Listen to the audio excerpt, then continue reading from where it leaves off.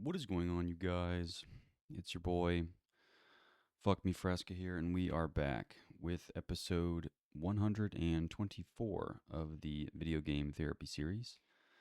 I've had a weird craving for diet sodas as of late. My favorite at this time, at least, being Fresca, and I'm not sure why, but hoping this is a passing trend because I generally don't look favorably upon people that are big soda drinkers, and I've historically never really been one. Of course, this is diet soda, which I do put in a different category than regular soda. I mean, like a full like sugared Coke, I think is borderline diabolical. I think it's almost be healthier to do a line of cocaine than to drink one of those because it's like something absurd, like I don't know, 104 grams of sugar for like a 24-ounce thing. Because obviously like no one drinks those little 8-ounce things, and even those are enough to kill a kid. But yeah, I want to get back into the swing of things. It's been a couple days. I think I'm gonna go mine sand because I could always use some glass. Yeah, I was just thinking more about innovation and how we don't need it anymore. I think we're good. I think we've innovated enough. We're now just like we innovate kind of on the wrong fronts, in my opinion. We innovate in ways that are uh, detrimental to our own well-being, like innovating new ways to gamble away our life savings, or new ways to alienate friends, or to waste time on the phone, are all new innovations. We rarely, I mean, one out of 100 would be the Jimmy or whatever Timmy, the guy's name I said, who used to cure brain cancer or something like that. Is very rare compared to the other innovations that we have.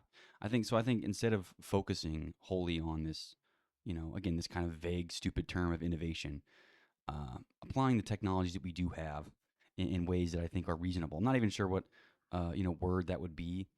Instead of innovation, might be reasonability. Instead of trying to make something new, try to do something better with what we already have. Again, I don't think it's like, because it's not even like we are, we're not really a species of famine anymore. It's not like we haven't figured out how to grow enough food. In fact, we now have the opposite problem where, at some point, bread or, an Italian sandwich or something might have been an innovation. But at this point, it's more of a detriment than it is. We don't need a new innovative snack. I think we've kind of figured out that the snacks we're making are not working, right? And it may be innovative in the sense that it's a new way to get fat, but it's not. It's really not any better for us as a species. So I don't know. I just think innovation is almost is almost the same as going backwards for me. Kind of when I hear innovation, I immediately have this guttural reaction, like I just want to throw up. I'm not being critical of any kind of new. I mean, I'm sure there probably is some new medical stuff that is happening that's it's a genuine good, and you could call it innovation, but it's a word that's been hijacked. Same with like other technologies like crypto, which again used to like refer to cryptography, or but now is wholly means cryptocurrency. And so you have to specify. I'm talking about cryptography, which is the math, which is supposed to be powering cryptocurrency, which it is, but ultimately it's not. That's not really what it means anymore. I don't know. It's interesting to see how words can just be hijacked by people using them, and they ultimately colloquially mean something completely different than what they might mean by definition. Which maybe it's a flavor of autism that is why it bothers me so much. But precision with language is something that does kind of bother me. And again, I'm not saying that I'm precise with my language. That's kind of why I'm, I guess, so self-loathing in some of these videos, in the sense I don't really enjoy how I articulate things. But at the very least, I still am bothered by other people's way of putting things together. So, of course, I'm no less hypocritical than they are, but I'm still very bothered by words not being used in their correct manner. So, whatever that makes me, I don't know, but it does bother me. And of course, I use words flippantly all the time that I'm sure would drive somebody just like me insane, which is why I don't really rewatch these videos for myself, for that being one of the many reasons. Anyway, the other thing that bothers me, and again, these are all things that are this is just me complaining. So I guess welcome to this segment of the show.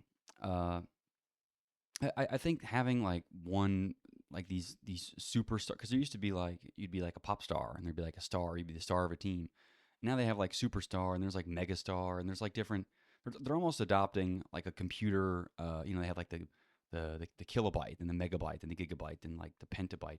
Soon enough, we're gonna have like these gigastars and terastars or whatever. They're kind of almost adopting the computer nomenclature for these stars that we're talking about. And I think it's ultimately unhealthy, and not that we could ever go back to this, but I think about somebody who's, I'm not even sure what level of stardom someone like Taylor Swift is, but it's surely past the kilobyte or megabyte range, certainly into the gigabyte or terabyte territory, if we're using those terms. But I would think it's much better socially, which, because we are social creatures, that is of importance and relevance to, I guess, our well being, to have distributed that attention amongst, I don't know, 40 smaller people, and not say aren't smaller esoteric stars, and but those two then just kind of become, are recycled, that it's almost the same.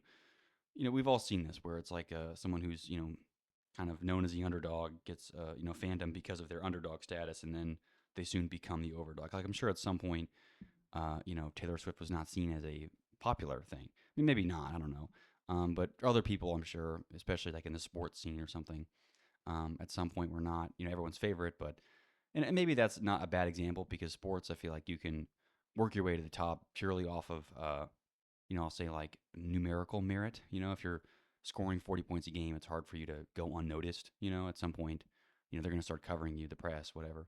Whereas I think musical thing is much more subjective. I mean, there's stars and people that are very popular that I would say aren't objectively worse, but there's certainly a lot of talent that is not appreciated, and people that have no talent that are revered. So I don't know what that really says about.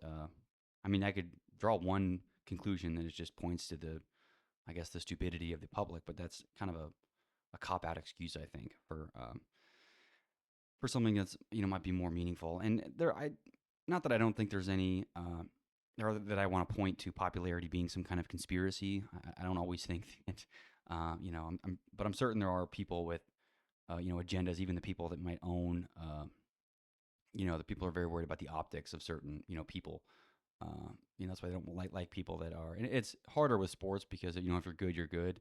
But with someone who's like a talent that might be harder to quantify, it's easier to look at the optics of this. So it's like you have let's say you have like, I don't know, like a country person that's, that doesn't really, do well with the media or anything like that. You may not want them on as big of a stage as someone that, is really, really kind of fits that country vibe. They're from Kentucky or whatever.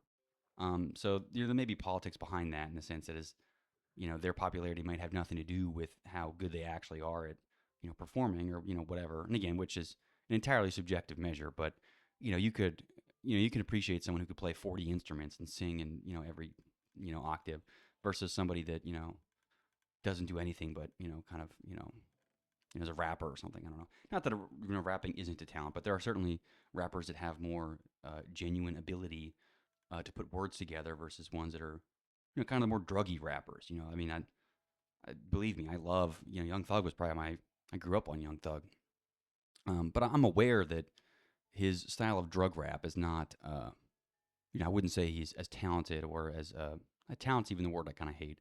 He isn't, as good as someone like Lil Wayne, who, obviously is much more thoughtful, puts words together, and even someone like Eminem, who, well, obviously white guys, kind of a different ball game there, but uh, still is, is kind of a wordsmith, and is, closer to like a poet than like a musician in some sense. But the reason I love Young Thug wasn't because of his, lyricism or his ability to, I guess, think of these very thoughtful words. It's just his, first of all, his beats were fire. So he always had good beats. He never missed an 808 on a track. But also it just was more melodic in nature. It's almost like, my favorite of the Migos was always Takeoff, not because I thought he was like, he sounded the best or was the most popular, but only because I felt like he had the best rhythm or whatever. And now obviously he's dead. People are now taunting around his coffin, but I was a fan before he was dead, actually. So he was always my favorite. But either way, I'm aware that it's that even drug rap you could say is, I'll say subjectively worse than, somebody who, puts more thought or more time. Someone like Logic, who I hate, but I understand that, like, if you're debating the actual merits of, I'll say, if you call rap poetry, you might say that, Logic is much more of a poet because he certainly puts much more effort and energy into, and thought into his bars than someone like, Lil Uzi Vert or Young Thug. But at the end of the day, I still prefer, you know, Lil Uzi Vert or Young Thug. And it's possible that, too, I was kind of, fooled by this media into liking it more, only because they're probably easier to deal with, I'd imagine, on the road, just because I'm not here to make generalizations, but I assume that they're not, one to make, when's the last time the Young Thug came out and gave a political statement that was right, dicey or something, maybe like a, domestic violence charge, but those are pretty easy these days. People get around those, nice and easy, but I don't know. It's difficult to, not only conceptualize the amount of fame that somebody like Taylor Swift, has gone, but I think the amount of, I guess, influence around that, and how much fame was as a result of their actual ability or even just their legitimate popularity versus how much has been like shoved down people's throats. And I'm not blaming Taylor. This was just a person I'm using for this example. Um, but I'd imagine that there are other instances where it's like people are almost like, who the fuck is this person? Why no one likes them?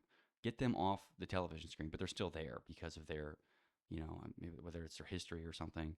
Or some people genuinely, or maybe we're all time greats now. They're just kind of washed up.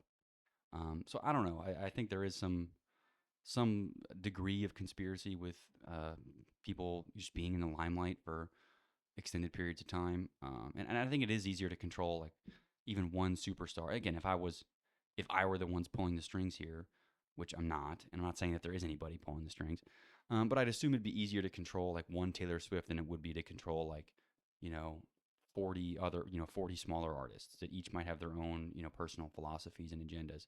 Whereas if you just have one person that is a megastar and the only person anyone wants to see, it's much easier for you to, logistically deal with, any kind of fallout that happens. Of course, you're kind of putting more eggs in one basket, but I don't think, record labels or anyone cares about that. And I'm sure again, I'm not into the business of music whatsoever, but I do think it's interesting to at least, uh, think about that a little bit. But anyway, move on to something else. This is just a random opinion I had that I feel like I want to share. It's also, I'm not the first one to say this, but I just want it to be said here for the record. But I think buddy is the N word for white people, which just means it's like equally insulting. It's degrading to call somebody buddy. I suppose this is the exception for this is if you are talking to a child, a legitimate child. But I think amongst peers, if I again, and the other exception is like if you're on a boat, or something like that, where it's like, hey buddy, give me a beer. Like that's like a, kind of a friendly way to use it. But even in that sense, you could still kind of liken it to the N word. It's almost like, people using the N word, as brother or whatever, versus like as the, the I guess the historical slave kind of N word versus, the buddy. So, but I think in general, like, using buddy as white people to other white people is kind of the equivalent of the N word. It can be used as a term of endearment, like in the example of the boat, or a term of insult, of great insult. You could be like, all right, buddy, listen here, buddy, that kind of thing. Of course, again, if you're not talking to a child or something. I just thought that was funny and stupid, so I figured I'd share. Anyway, I think I've come a long way with computers in just the last probably 5 years or so, and I look fondly. But I witnessed this occur the other day of somebody using the kind of classic, I'll call what I call the Windows troubleshooting method, which is just to keep, you know pulling the plug out and plugging it back in until something changes, or they open up their computer, Office 365 spins and spins and spins for about 10 minutes, and they go, oh, I don't give a fuck. So they just reboot and they turn it off. And I'm not saying that doesn't ever happen on Linux, but that really is kind of the only troubleshooting method you have on something like Windows. And it's what I've seen time and time again, where if something doesn't work, you just turn the computer off and turn it back on and hope it works. Which is kind of funny because, at least on Linux, you can at least, you have access to these debug logs or something, and it's not completely out of your hands. because otherwise you don't really own your computer if it's Windows. But I've belabored that point lots in the past, so I won't do that again. I heard this term for the first time a while ago, but I'm just now talking about it because some things on this list do collect dust. But it's the thought of compassionate capitalism, which is what I imagine is the same as capitalism, except you're nice to people, as the name would suggest. Which again is almost like this. Communism sounds great in theory; it's never been actually tried in practice. But I do think at some point we may have existed in some kind of, I'll say compassionate capitalist economic regime, at least here in the West. Um, but I'm at this point, it's long gone. I don't think that you know I don't know if a return to that is even ever really in the cards. Just because I think we've also codified our the selfishness of, and I'm not going to blame the most recent generation or anyone in particular, but we've codified a certain degree of selfishness with things. And what bothers me is that we have forced just the concept of money, onto people with such veracity that the price for not caring about money or not making it a pillar of your life. Because I think the pillars of your life, should be like, health, family, like your work of some kind, whatever that might be. Your friends, again, doing good, almost like a vague sense of virtue. So it's like doing good for the sake of doing good, like that can be something. But now, like wealth, financial wealth, is just kind of weaseled in there, and is now like becoming more and more not only of people's like entire identities, but is now almost overtakes family and overtakes I mean, it's overtaken virtue long ago, but I think we've forgotten about other pillars, or we've had to displace other pillars of our human existence, um, in exchange for wealth, which I don't think is a good thing. I think that's kind of what my ultimate beef with, I guess, this whole you know modern economic philosophy is that it's not you can't really exist anymore and do anything appreciable whatsoever. I guess depending on your word of appreciable, or significant, without making money like first and foremost, right? And that's always the first question you notice it because you have maybe you have an idea for something, and the first question is always like, why are you gonna make money with that? Why are you gonna survive? Why are you gonna make that a job? Well, that doesn't sound like a career. And you're immediately like, okay, well, fine. Maybe I don't have to. Maybe I'll just do nothing all day. How about that? There's just it kind of immediately shuts out any kind of discussion, once the economic pragmality of it comes into play. And ultimately, nobody knows the what happens with anything, whether it's some stupid business you want to start or anything. Nobody knows jack shit. So the idea that like you know uh, I don't know, like you have to like have thought through all the minute financial details before doing anything, I think is just kind of a silly way to live. And I also just think money just turns people into these stupid little rats. And I said this last time, but so I won't say that again. But it makes people so predictable and annoying that I don't like being around them because it's just the same conversations over and over again.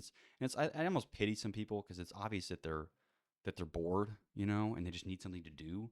So they just stare at the stock market all day, which again is not a real. I mean, I've said this, and people are now starting to realize this, and I've had even somebody reach out and be like, "Oh, you're kind of right that like the whole thing's kind of bullshit." It is. I said that years ago, and I'll say it again. It's not like it doesn't represent like it's a loose proxy for things. It's like staring at my foot to measure, or looking at people's feet to measure their entire like whether they're overweight or not. It's like maybe I could tell, but some people got fat feet. I know people have. I've seen people that their entire bodies are skinny, almost frail, and their feet look obese. Maybe it's their ankles or something. Their feet are just flat and ugly. I mean, again, no offense to these people's feet, but it's like, but you're not going to get the whole picture by looking at somebody's feet, and nor would you want to. It's an ugly part of the, I don't know, it's an ugly thing to look at. It's not even like it's attractive or anything. Even people's faces don't even tell their full story. You can cut off like their head and they might look, plus minus 200 pounds. You have no idea. I guess it's unfortunate for those that truly look their weight in their face, if they're overweight, that is. I guess the solution would just be to not be overweight, but I don't know. Whatever. Let's see. What else do I have? Look right here, my list here. Mm.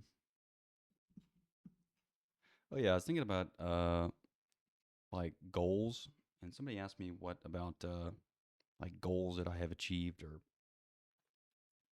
setting goals, and I thought of a decent abstraction for it that I'd like to share.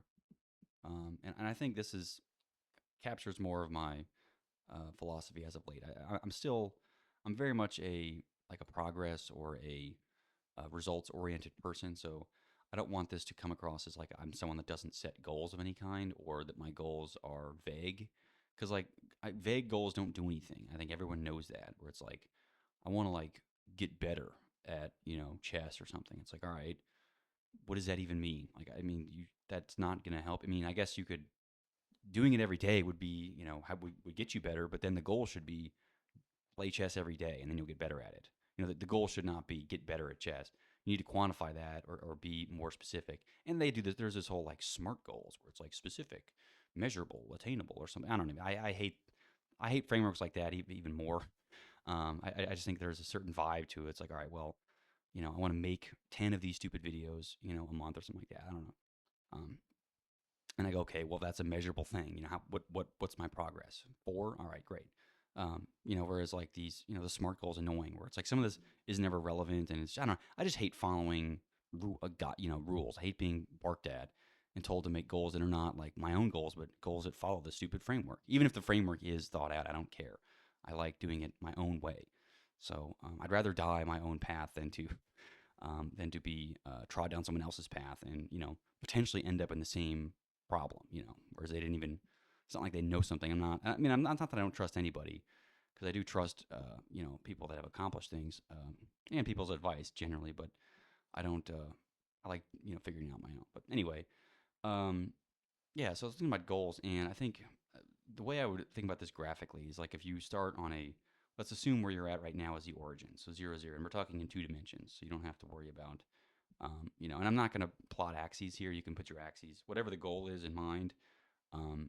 One axis could be time, and the other one could be, you know, efficiency or number of videos or whatever the goal is. I don't know. But I think the goals themselves should, instead of representing points on the graph, so like you want at this point, which again I think is for some goals is reasonable, but especially goals like kind of holistic life goals, like where they say like what do you want to be in 10 years or something like that. I don't think those should represent points, like where you'd say, well, I want to live in Colorado and have a house and 4 kids and a dog. It's like, all right, well, a lot can happen that would throw a fork in that. And if you want to, unless you want to call yourself a failure because, for things that are potentially out of your control, I would instead choose like, instead of a point, I'd choose a vector.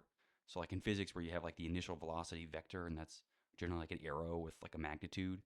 I think that should be more of what, some of these more vague goals should be instead of these, very specific and measurable goals. Because especially like, measurable goals like, I don't know, go to the gym twice a week, is easy to like do, but it's not necessarily like, uh, you know, not every goal can be structured in that, super specific way where it's like, maybe it's like, okay, I want to be better at telling stories. All right, well, how do you measure that? Tell 5 stories a week and then like have your friends rate it on a scale of like, but then you're like waterboarding your friends to these horrible stories until you get halfway decent. And plus, like, it's just not how the fuck are you supposed to measure that, And also, it's just not a very scientific way of going about it. Not everything needs to be, uh, you know, entirely quantifiable. So instead of doing something like that, you'd again pick like a vector where it's like, I want okay, fine, I want to be more engaging, conversationalist in some way. And then you can maybe quantify a proxy goal again that doesn't bother people. Meaning you're not roping other people into stuff because that I think that really is a vice that I think I see too often is just including other people in like your mess, where it's like even if you're not responsible for the mess that has been given to you, but it's not you're not you're not in the right for then dishing it on to other people and making other people deal with, I guess whatever your mess is or something. Um, so in general, it's just not playing the victim. But either way, I just was I was a little bothered that somebody was like, well, what were your career goals before you did this? And then I was like, well, where I ended up I had no idea that any of this stuff would happen. That like good and bad stuff that occurred that was some of it's out of my control. Some of it kind of, I guess, maybe was in my control, but it wasn't something I would have known, and it's not things that I could have called for. So if I had had my head down, grinding on these, goals, specific or vague, whatever they might have been, if I was looking at a point on that graph, I would have missed, an opportunities right in front of my nose because I wasn't taking a general, direction. And I think a blogger a while ago, I just thought of this, and it's on my links page if you can go back in the archives, which you can, but they said like don't pick goals, just pick like directions. So pick like a vague direction to move in. So it's like, what's the direction I want to move in? Are there certain aspects or dimensions of my person, or even just physical like or dimensions of a project I want to work on that I want to move towards? Move in that direction versus like picking specific goals that you could fail at. Because I make goals every I guess it's every quarter, but that's not to correspond with like the sales calendar. That's not. I despise a sales calendar, but it does happen to be almost every quarter, so every 3 months or so. And I end up not finishing like 60% of my goals, but I don't really consider that a failure ultimately because like one, they're really ambitious, and two, I don't really expect to finish. A lot of them are just, I could be doing, let's say I have 5 personal projects. I'm never going to finish all 5 in 3 months. That's just absurd. Unless they're just stupid projects that, take me 2 days, which at that point I think was a dumb kind of thing to put in there anyway. But what I do say is, all right, well, these 5 projects, I'm going to pick, maybe one or two and see where that takes me. Because a lot of times it ends up pulling you into, all right, well, there's, kind of 4 sub projects within this project. And, now the choice is, do I continue in this vein and try to finish this project, or do I pivot and move to a different project? But that was not, I can't see all that in advance. So I don't really know. I'm kind of playing a lot of that by ear because I just don't know. And it's not, you don't have the full picture. I think Steve Jobs said you can only connect the dots looking backwards, which I'm not to, I guess not to, uh, you know, make him look good, but that, I think what is a decent point. And I think if you're looking at dots as these goals that you have, I think it's instead better to look as, to move in a direction. I think progress movement is good, but I think sometimes, direction's kind of all you can ask for. You can't really, require that you hit a certain, you hit it, you know exactly what you're doing all the time. And it's also, I think, people, there are kind of aspects of people that bother me are ones that are people that just kind of assume that, like, you have everything figured out all the time. And it's like you have this perfect plan of how your life's going to go, and there's just no way it can deviate. And then it's like the self assurance, I think, is a little bothersome. And I think it's, maybe it's just a lack of authenticity that I sense. I think if nothing else, if I have a knack for nothing, the only thing might have a knack for is just, sensing inauthenticity. I think I have a decent measure of like, is this person full of shit or not? Um, which I think is, as one of my very few talents, that's one that I'm not, that I'm happy for, at least, because I think now more than ever, we have a crisis of authenticity. Everybody is full of shit all the time. And it's the few people that do speak their mind are, often, and I'm not going to put even names here just because it's, I don't know, I guess people get the wrong idea, or they think that there's, well, he's talking about XYZ. I'm not talking about XYZ. I'm not talking about Elon Musk or whoever the fuck. I was thinking the other day about, unrelated to this, topic altogether. I'm not sure which of these tech morons I hate the most. And it's not even that I don't even want to have the energy or the time to like just hate these people because it's just not worth it to me. I don't like if I spend all day seething about how much I hate Zuckerberg, that just pulls time away from me doing anything else. So it's not really productive. And yes, like it's there is like some degree of it feels better for me to, you know, tell him he looks like a rat or something, I don't know, or go on some burner account and, make fun of him, I don't know. But ultimately that gets me nowhere. So it's not like it's a fruitful conversation to have about, who I would hate the most. Because also I don't necessarily blame all of them for everything. A lot of them not necessarily aren't victims of circumstance, but I don't appreciate or sympathize with the decisions that they made to get where they are. And I think it wasn't like they didn't have it; they did have a choice. And of course, it is my opinion that they just chose wrong in terms of, where they, not even just the money thing, just with the directions of their companies and, buying into growth and having an over idealized utopian future without being realistic to the human condition. And some of that's just based off of naivety. I don't blame them either. But I will say that they have, I don't know that even they would trade what they have, um, or wouldn't trade what they have for, I don't know, a different life, because I don't know that they're in very enviable positions either. And sure, the money's nice, but the problems don't leave you just because you have money. No problems do, and I don't really believe people that say that money can buy you happiness. I mean, I think I've talked about this question before. Where it is nuanced. I'm not saying that money doesn't provide benefit or can't make problems go away, which it does. But at the same time, like if you expect, what I'll say, even not even interpersonal, but intrapersonal, meaning like within yourself. If you expect problems within yourself to go away with money, those will not, for certain.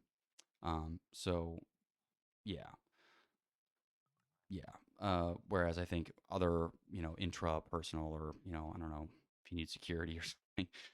There maybe are things that money can do, but uh, for certain, money cannot fix you and fix your horrible. If you're a miserable person and complain about everything, you're going to be a miserable person and complain about everything with money. It's like I still don't like you and I don't want to be around you because you're miserable and you make everyone around you miserable. Whether you have money or not, I don't really care, and it's not really worth it for me. And I would sacrifice, every moment with you, for $0 because I don't care. I don't care enough about the money, and that's kind of one thing maybe that I don't wish was different about me, but at least that I've noticed is that I just don't. I'm just not very driven by money at all. I just don't give a fuck, and I don't really care if it ends up being to the detriment of myself. I'm not. I have to do. I'd rather almost do a job I hate and have things to analyze and talk about and complain about, than to be somebody who's fixated on this idea of money. Because I think the idea of money just gets fills their mind 24/7 with other schemes and ways that they can fuck over. Because ultimately, it does kind of become the zero sum game. I don't subscribe to this vision where, and I've talked about this before too, but I don't subscribe to this vision where there's like an unlimited amount of wealth in the world. And I think it's easy to think that if you maybe live in America, or somewhere where it's wealthy. I think even now within those countries, you still see there's obviously there's not enough money for everyone. So at some point, someone has to have more, someone has less. But even especially in other countries, like if you go to Latin America or Africa, for God's sakes, tell me that there isn't like enough money for everyone. And I'm sure that's like I assume with equal redistribution, everybody could get a loaf of bread in their stomach. But at that point, people would just still keep multiplying, and there's almost like this. I don't know, there's a whole biological argument about the amount of people you can have on the earth. It comes down to the sustainability of it, and ultimately, it isn't sustainable, and neither is really the rampant inequality that we have now. But uh, still, I don't know what I got talking off about now. I'm gonna switch to something and try to get back on track here. So I'm a little frazzled. Let's see here. Um, this is another. I guess I have this on my list, so I'm just gonna say it anyway because it's related to what I have on there. But somebody said that there's a dilemma between morals and more meals. Of course, implying that if you live by morals, you will have less meals or fewer meals to eat. There's that language precision, but I don't know. I think that's a bit reductive too. I think there is surely is some kind of middle ground, and at least in the wealthier countries, it's possible to live by your morals and have plenty of food to eat. I guess in a literal sense, but in a metaphorical sense, I understand what this dilemma is saying. In the sense that you have maybe a fewer economic opportunities, just because that unlocks so much, unfortunately, in today's day and age. So I don't know, but is it worth the morals? I would say no, because because at some point, because it's all like I always ask, like I don't really ask, but I always think about what these people who are all worried about their like third, fourth, fifth, sixth, seventh, eighth generations of wealth or whatever. And I'm like, what is this all for? What are they going to do with this money that you're giving them? These millions of dollars.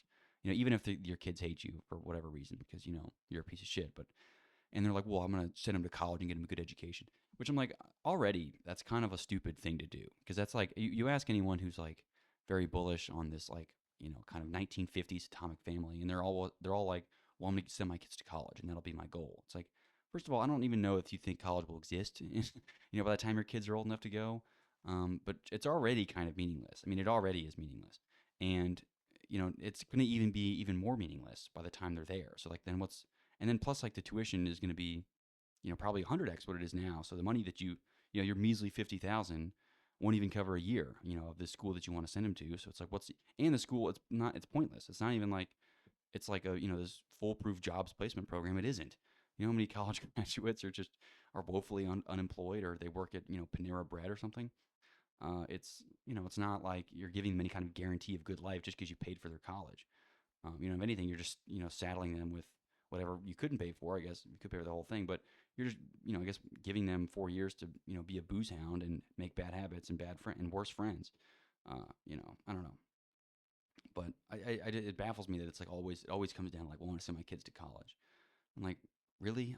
That's like, you really like, are you certain that all this, that it's going to work, like that's exactly it's going to happen? Because I think even the parents that existed, 20 years ago, they spent they did send their kids to college, but then now for what? For them to get, a job at their dad's firm. It's like, great, that was really useful. That was They didn't really have to go to college to do that anyway. And then before, like if you were in a trade, that's what you did anyway. Is you just joined your family's business. That's the way it was even before college existed. But now they're just, it's almost they're just convincing you to spend $200,000 to then be able to go work for your own family company. It's like, well, they were doing that before college existed regardless. And now they just are giving money to an institution to then say, "Oh, okay, it's okay. You can go work, for your dad." It's like, this is stupid. Why even? What was the fucking point of sending them to college? Um, and also you don't even know. Like, I'm not saying all the kids are shitheads, but you can get a shithead kid, and you do everything in your life.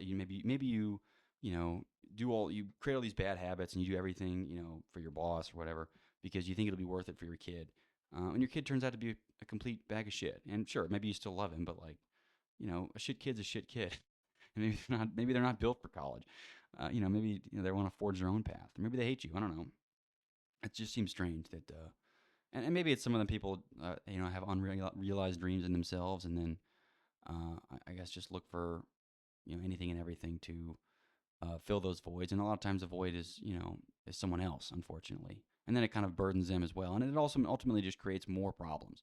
I think there's the amount of mental illnesses that stem from hereditary issues, meaning that it's like, some dad, I don't know, had his terrible career, or something, and then takes it out on the son or the daughter. And the daughter, then, is overweight and then has all these, all these other problems. And they have two kids. And then, because, her dad was mad or bad, and I guess mad and bad.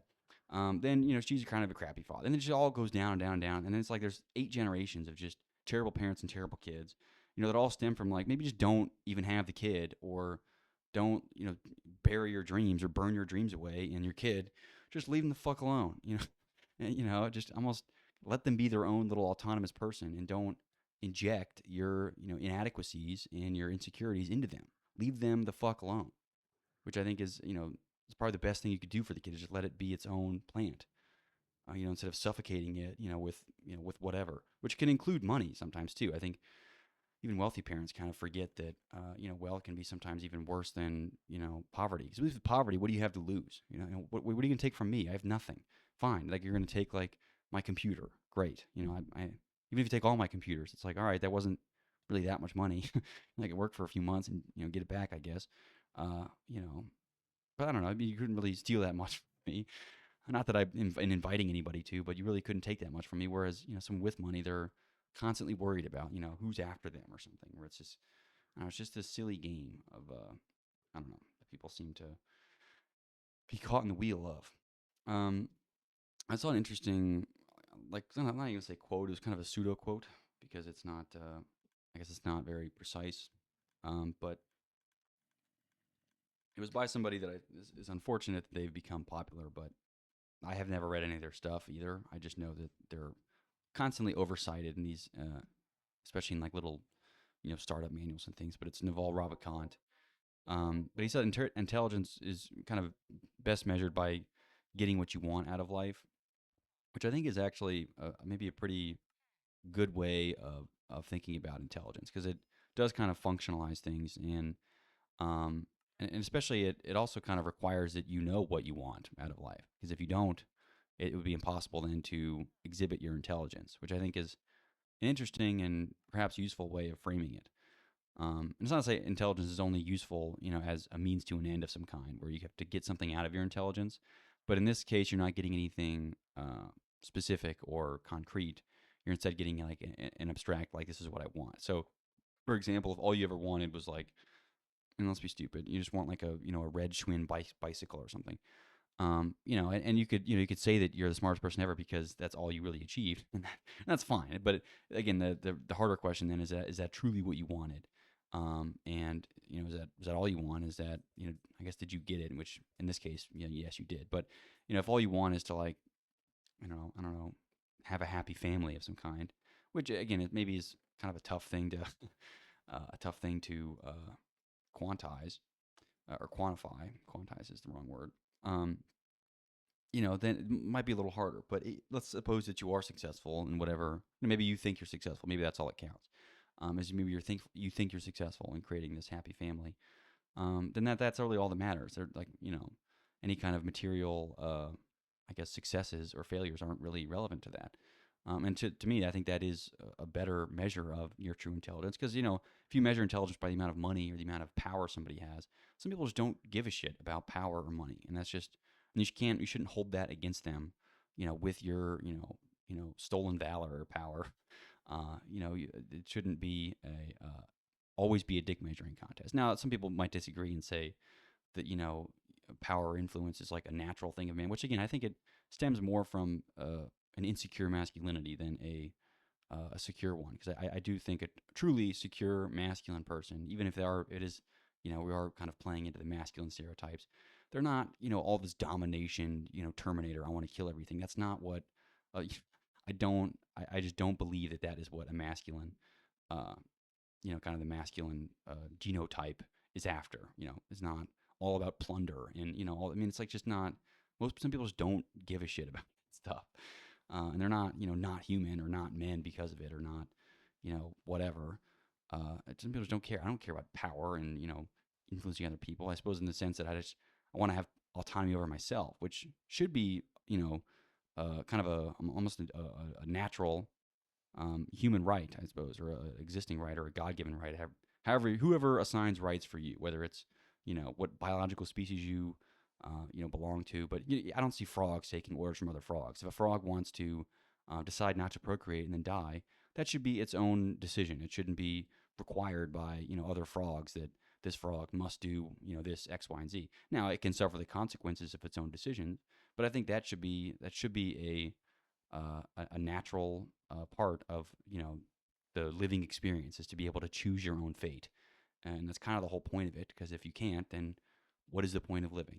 Where it's like I think, um, at the very least, being free in your mind, which I think is really perhaps the only true place that you are completely unperturbed, at least in theory. I guess short of somebody pumping electrodes or something into your brain, you're kind of allowed to think and ruminate in your head all you want. No one's stopping you from that. Now you can think things that then make you say things and then make you do things that aren't allowed. You can be schizophrenic, but that's it's also kind of within your right. Uh, but I think if nothing else, that's where you truly get the free liberty. But um, I don't know. Some people just don't give a shit about that. I surely don't. But yeah. Anyway, um, let's see.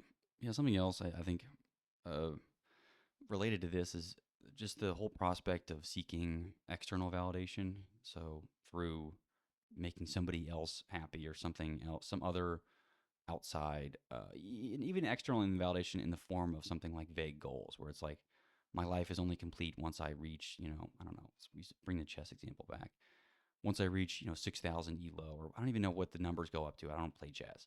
I don't care about chess either. But I think seeking validation through external means is it's just a dangerous game because again, you kind of if you're latching onto a person, then that person is easily outside of your control, and if you latch onto like a sociopath or something or a narcissist, then it's kind of GG's for you, low key. If you're not, if external validation is the name of your game, and you latch up with a sociopath or something, they're gonna milk you for everything. You're screwed. Whereas I think not to say that you shouldn't, everything should be within your ears, but there should be a certain amount of validation that you keep internally that is not that cannot be externally influenced through anything really, which is easier said than done. Of course, I'm not saying that everyone can just magically not care what anyone thinks about themselves all the time, But there are certainly exercises that you could do, not physical ones, but mental exercises that you could do that would require you to be a little bit less self-conscious about what other people think. But in general, I think people are too conscious of what other people think, in the sense that they think everyone is watching them. When I think in reality, people are unaware of the just how little people give a fuck about what, like, even like your family, like your mother, probably does not care about a lot of the things that you say and do. They don't. I mean, I don't. It just I think people overestimate the amount of fucks that people give about their stupid problems. That's part of that's part of even what this whole exercise is for me.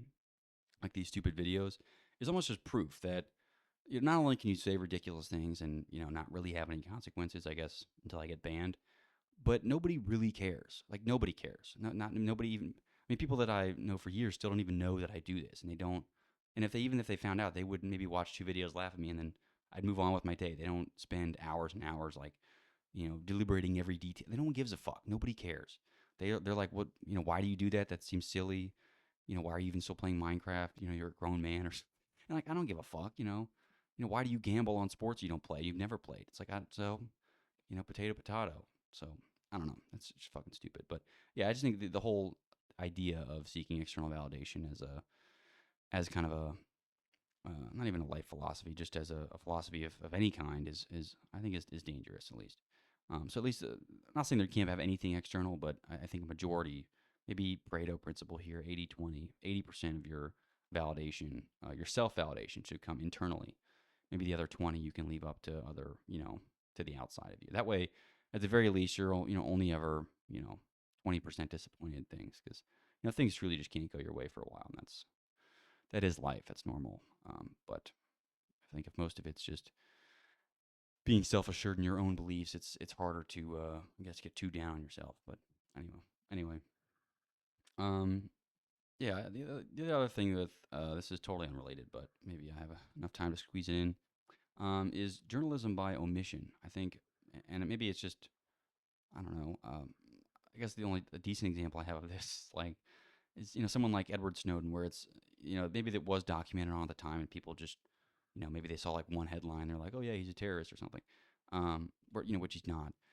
But I think journalism by omission is perhaps the largest journalism that is present today, where it's not that the headline came out and said something. It's just that nothing was said. It was silence. It was radio silence. So in the same sense, it's like people that ignorance is almost the ignorance of what truly might actually be important to somebody is kind of like the most prevalent form of journalism, in the sense that like just nobody knows anything that happened. It's complete silence.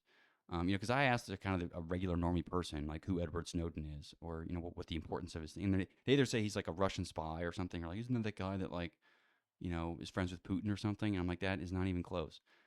Like, where the fuck did you get this information? And I think that is, and it's not that he wasn't, that no journalist ever covered that, but there are things that happen, day in, day out, that I think should be of pertinent information to everybody all the time. And just no one says anything. There's like, I don't know, even like groundbreaking studies on like diet, where it's like, oh, it turns out that like, sugar is not good for you, or, maybe people should stop eating Pop Tarts because it killed, and then, which again, should be kind of common sense. Maybe people already know that. So there's no point in reporting on it. But in general, no one like they just don't hear about things that I think might be important. And of course, that's all comes down to like the subjectivity of what I call is important versus what a journalist might say is important, which obviously are at odds. But if a journalist is solely driven by the amount of clicks or the amount of engagement that a certain headline will get, then they're obviously not, I mean, how much could they be thinking about how important it is for people to know? Because what people want to know and people should know are often two completely different things. Like they should know that, you know, XYZ is not good for them, or, such and such got hacked or something. It's like, stop using this and using that instead. But instead, it's like, I don't know, picking which salami sandwich you are, which is, I have no respect for journalism as a paradigm anymore. I just don't know that I can't remember. I mean, not that I even consume any news. I don't. But even the news that I do see is often so, and it's oftentimes it's something that I've seen before. So it's like, for example, there's like a breach or something, or there's some kind of, I don't know. Uh, a good example was like that Signal thing, where it's like, I guess Trump added some journalists to Signal, and then And then the FBI came out hilariously and said that it was a OPSEC failure, and because there was a signal got hacked. Which again, if you read the fine print, it just describes a phishing attack, which means that somebody got phished into putting a link into a Signal group chat, and the FBI is now calling that a Signal vulnerability. But as someone who's used Signal for years, it is not. Signal there's not a vulnerability in the protocol itself. It's because some idiot failed to use it properly. So it's complete user error and not like a Signal vulnerability. But the journalists that reported on it again reported that the FBI released that there was this hacked Signal account. It's like it wasn't hacked at all. Like they didn't hack Signal. Signal did literally nothing wrong. They you know they that's literally how the messenger works. Is if you add some there's a QR. It was a whole thing, but either way, but like the omission portion of that was that the only thing they reported on was that like the Signal got hacked, which is again inaccurate. And it's like the last time I even saw news at all. But it just wasn't. The omission, I think, was bothering me. Anyway, maybe I'll talk more about that next time. But I don't know. Anyway, peace out. Thanks for watching.